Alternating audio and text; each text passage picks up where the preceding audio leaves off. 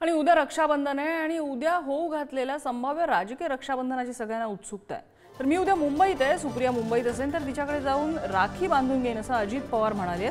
तर सुप्रिया सुळेंनी यावर प्रतिक्रिया दिली आहे। मी उद्या नाशिकमध्ये अतिथी देवो भव असं आपल्यापेक्षा मोठ्या असलेल्या व्यक्तीचं स्वागत करणं हे पवार कुटुंबाचे संस्कार आहेत असं सुप्रिया सुळे म्हणाल्या।